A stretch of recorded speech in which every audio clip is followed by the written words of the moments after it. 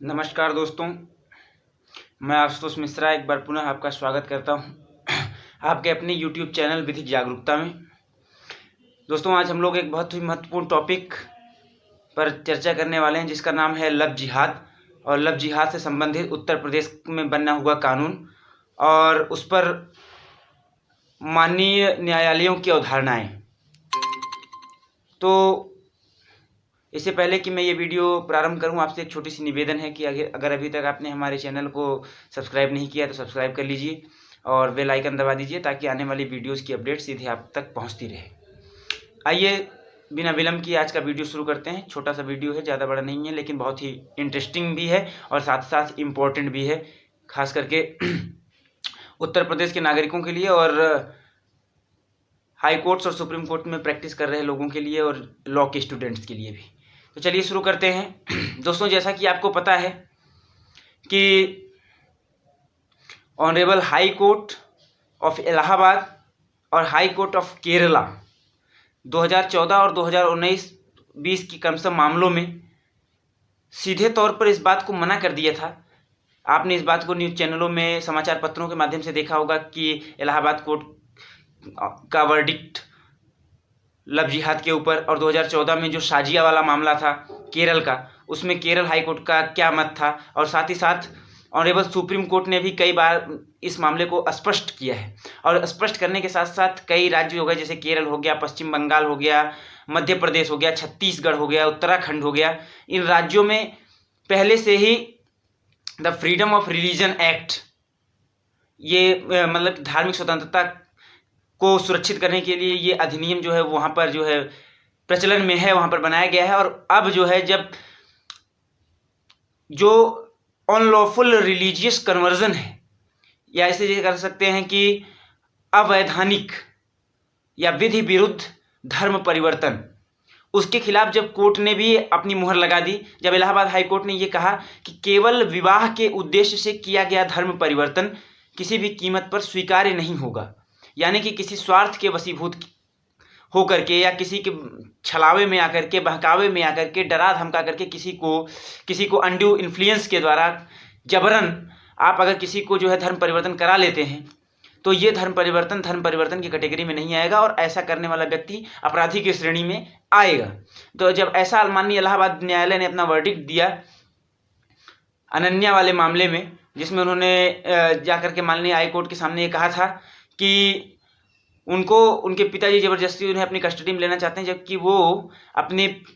पति के साथ रहना चाहती हैं और उन्होंने धर्म परिवर्तन कर लिया, उनकी संस्कृति को अपना लिया है। तो कोर्ट ने उसमें कहा कि इस प्रकार से कि केवल विवाह के उद्देश्य से, आप केवल शादी के लिए आपने धर्म परिवर्तन किया है, और ना तो हिंदू धर्म में और ना ही मुस्लिम धर्म में कहीं भी इस प्रकार के धर्म परिवर्तन की इजाज़त दी जाती है कि आप जो है शादी विवाह के लिए धर्म परिवर्तन यानी कि संस्कृतियों का परिवर्तन कर लीजिए, व्यवस्थाओं का परिवर्तन कर दीजिए। हालांकि अगर आप 18 और 21 के, लड़की 18 और लड़की 21 की है, लड़का 21 का और लड़की 18 की है, तो आप जो है अपने मनपसंद के बच्चे से इंटर रिलीजियस मैरिज कर सकते हैं, यानी कि एक धर्म दूसरे धर्म से विवाह कर सकता है अगर वो लड़के लड़की अपने कंसेंट देने के लिए विधि अनुसार सक्षम हैं तो। लेकिन जब कोर्ट ने ये वर्डिक्ट दे दिया कि विवाह के उद्देश्य से या केवल किसी स्वार्थ के वशीभूत होकर के किया गया कोई रिलीजियस कन्वर्जन जो है वो मान्य नहीं होगा, तो उत्तर प्रदेश सरकार ने एक ऑर्डिनेंस लाया और उस ऑर्डिनेंस को राष्ट्रपति की सहमति भी मिल गई है नवंबर में, और वो अब कानून बन गया है 2020 में, और वो लव जिहाद कानून के नाम से विख्यात है। हालांकि उसका नाम है अनलॉफुल रिलीजियस कन्वर्जन एक्ट 2020, यानी कि विधि विरुद्ध धर्म परिवर्तन अधिनियम 2020। इसमें जो मुख्य प्रावधान है उसके संदर्भ में हम और आप यहाँ पर चर्चा कर लेते हैं, जो कि बहुत आवश्यक है। उसमें सबसे जो आवश्यक है, उसमें जो परिभाषा क्लॉज होता है किसी भी चीज़ का, जब आप इंटरप्रिटेशन करते हैं किसी भी चीज़ की, जब आप व्याख्या करते हैं तो सबसे पहले उसके डेफिनेशन क्लॉज में देखते हैं, क्योंकि डेफिनेशन क्लॉज जो है स्पष्ट कर देता है कि ये क्या नई चीज़ें जोड़ रहा है। तो आप देखेंगे तो उसमें अनड्यू इन्फ्लुएंस की परिभाषा दी गई है, कन्वर्जन की परिभाषा दी गई है, बलपूर्वक की परिभाषा दी गई है, छल की परिभाषा दी गई है, कपट की परिभाषा दी गई है, मुल्ला मौलवी, इन सब चीज सभी की परिभाषा दी गई है। तो आप उसको समझ करके वहाँ पर देखेंगे, उसको आप पढ़ेंगे तो आपको समझ में आ जाएगा ये सब चीज़ें क्या हैं। आइए हम इसके मुख्य प्रोविजन में चलते हैं। इसके मुख्य प्रोविजन में दो चीज़ें हैं कि जब लव जिहाद को जो है यानी कि इलीगल जो रिलीजियस कन्वर्जन है उसको जब अपराध बना दिया गया, तो उस अपराध को बनाने के पीछे का उद्देश्य क्या था? उद्देश्य यही था कि इस प्रकार के रिलीजियस जो कन्वर्जन है, जो ज़बरदस्ती लोगों को करा लिए जाते हैं डरा धमका करके या अनड्यू इन्फ्लुएंस के द्वारा, उसको रोका जा सके। और दूसरी बात ये, साथ ही साथ इसमें यह भी एक बात आपको ध्यान देने योग्य है कि इसमें जो प्रावधान किया गया है वो पहला प्रावधान ये किया गया है कि आपको डिस्ट्रिक्ट मजिस्ट्रेट से, आपको अपने एरिया के डिस्ट्रिक्ट मजिस्ट्रेट से 2 महीने पूर्व इसकी स्वीकृति प्राप्त करनी होगी कि आप धर्म परिवर्तन करके विवाह कर रहे हैं। यानी कि आपके धर्म परिवर्तन की 2 सूचना 2 माह पूर्व आपके जिले के जिलाधिकारी के पास होनी चाहिए। अगर आप ऐसा नहीं करते हैं तो आप ये माना जाएगा कि आपने कानून से इस कन्वर्जन को छुपाया है, यानी कि आपने एक विधि विरुद्ध रिलीजियस कन्वर्जन किया है। अब इसमें 2 प्रकार के रिलीजियस कन्वर्जन की बात आती है। एक तो आती है religious conversion of major girl और दूसरा आता है religious conversion of child and SC/ST women's. दोनों के लिए अलग अलग सजा का प्रावधान किया गया है। और आइए अब इस बारे में देखते हैं कि क्या क्या सजा का प्रावधान दोनों के लिए किया गया है। अगर एक मेजर हिंदू लड़की है, मेजर का मतलब यह है कि 18 वर्ष की उम्र वो प्राप्त कर चुकी है और हिंदू विवाह अधिनियम के अनुसार अब वो अपनी सहमति देने के लिए सक्षम है, तो ऐसी लड़की का अगर जबरन धर्म परिवर्तन कराया जाता है विवाह के उद्देश्य से या किसी भी अन्य स्वार्थ की पूर्ति के लिए, तो उसके लिए 1 वर्ष से लेकर के 5 वर्ष तक की सजा का प्रावधान किया गया है। और साथ ही साथ 10,000 से लेकर के 25,000 तक के जुर्माने का प्रावधान किया गया है।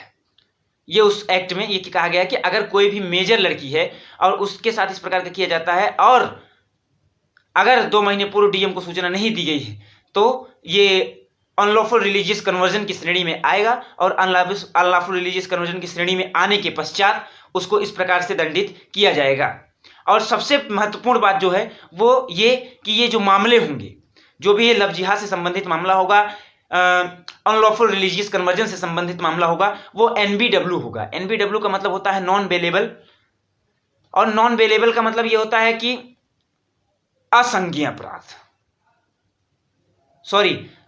नॉन बेलेबल का मतलब होता है संज्ञेय अपराध। संज्ञेय अपराध क्या होता है? कॉग्निबल ऑफेंस। इसे आप CRPC के सेक्शन 2B में आप जब पढ़ेंगे तो वहां पे आपको पढ़ाया जाता है कि कॉग्निबल ऑफेंस वो होते हैं जिसमें 7 साल या उससे अधिक की सजा का प्रावधान हो, और साथ ही साथ ऐसे मामले जिसमें पुलिस बिना कोर्ट की परमिशन के, यानी कि मामले को कोर्ट में संस्थित किए बगैर पुलिस के पास सर्च, सीजर और गिरफ्तारी का पूरा अधिकार है, ऐसे मामलों को हम कॉग्निबल कहते हैं। और ऐसे मामलों की रिपोर्ट सेक्शन 154 CRPC में पुलिस थाने में आप करते हैं। और ऐसे मामले में अगर कोई रिपोर्ट नहीं भी होती, अगर पुलिस को ऐसी सूचना मिलती है कि ऐसी कोई घटना घटने वाली है या घट गई है, तो पुलिस बिना रिपोर्ट के ही ऐसे मामले पहुंच करके वहां पर गिरफ्तारी कर सकती है, लोगों से पूछताछ कर सकती है, इन्वेस्टिगेशन कर सकती है। तो ये आप समझ लीजिए कि ये होता है नॉन बेलेबल मामला, जिसमें, और एक दूसरी बात ये कि नॉन बेलेबल मामले वो भी होते हैं जिसमें बेल को आप अधिकार स्वरूप नहीं मांग सकते हैं, यानी कि आपको सेक्शन 437 ऑफ CRPC में जाकर के बेल के लिए कोर्ट में अर्जी देनी पड़ती है, यानी कि आपको थाने से बेल नहीं मिलेगी, आपको कोर्ट से ही बेल मिलेगी। ये हो गया नॉन बेलेबल मामला। और कॉग्निबल ऑफेंस,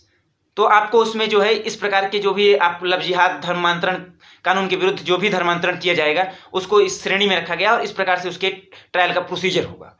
और साथ ही साथ तो दूसरा मैंने आपको बताया कि एक तो हो गया मेजर वुमेन्स का, दूसरा है चाइल्ड्स का, और साथ ही साथ SC/ST वुमेन्स का। SC/ST वुमेन्स और चाइल्ड्स को एक कैटेगरी में रखने का उद्देश्य ये है कि अभी भी भारत में तुम कहें कि, लेकिन उत्तर प्रदेश में ये कह सकते हैं कि SC/STs में अभी भी बहुत जनसंख्या ऐसी है जो अभी पढ़ी लिखी नहीं है, अंधविश्वासी है, उसको आसानी से धार्मिक रूप से डरा धमका करके उसका रिलीजियस कन्वर्जन कराया जा सकता है, या आसानी से उसे अनड्यू इन्फ्लुएंस के प्रभाव में लेकर के उससे जो भी इच्छा हो कराया जा सकता है। इसलिए चाइल्ड और SC/ST कैटेगरी की वुमेन्स को एक कैटेगरी में रखा गया है। और SC/ST और चाइल्ड का धर्मांतरण, इनलीगल धर्मांतरण करवाने वाले अपराधी को 50,000 तक, 20,000 से लेकर के 50,000 तक का जुर्माने का प्रावधान है, और साथ ही साथ 3 साल से लेकर के 10 साल तक की सजा का प्रावधान उसमें एक्ट के माध्यम से किया गया है। तो दोस्तों ये उसके मुख्य बिंदु थे जो कि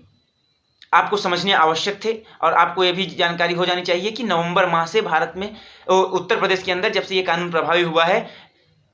इनलीगल रिलीजियस कन्वर्जन को अपराध बना दिया गया और उसके लिए इस प्रकार की सजा का प्रावधान किया गया। हालांकि एक पिटीशन जो है ऑनरेबल इलाहाबाद हाई कोर्ट में और साथ साथ सुप्रीम कोर्ट में भी चली गई है कि ये जो है अनकॉन्स्टिट्यूशनल है, इसे अनकॉन्स्टिट्यूशनल घोषित किया जाए। इस प्रकार से किसी को आप नहीं कर सकते हैं। इसमें जो भी ग्राउंड्स दिए गए हैं, जो भी कारण बताया गया है वो सही नहीं, हालांकि लेकिन सुप्रीम कोर्ट ने अभी भी इसको सेट असाइड कर दिया है। इस पर सुनने से भी इनकार तो नहीं किया, लेकिन अभी भी इसको बस्ते में, ठंडे बस्ते में डाल दिया है। तो जब इस पर कोई सुनवाई होगी, कोई वर्डिक्ट आएगा, तो उसके संदर्भ में आपसे फिर मैं मिलूंगा एक वीडियो के माध्यम से। लेकिन अभी तो आप केवल इतना ही जान लीजिए कि उत्तर प्रदेश में अनलॉफुल रिलीजियस कन्वर्जन एक्ट 2020 लागू होने के पश्चात अनलॉफुल रिलीजियस कन्वर्जन को, इलीगल रिलीजियस कन्वर्जन को अपराध बना दिया गया और उसके लिए 1 साल से लेकर के 10 साल तक की सजा का प्रावधान के साथ साथ 10,000 से लेकर के 50,000 रुपए तक की विभिन्न श्रेणियों में फाइन का प्रावधान किया गया है। आशा है कि आपको मेरे द्वारा दी गई जानकारी से लाभ हुआ होगा। आगे फिर मिलेंगे नेक्स्ट वीडियो में, तब तक के लिए नमस्कार।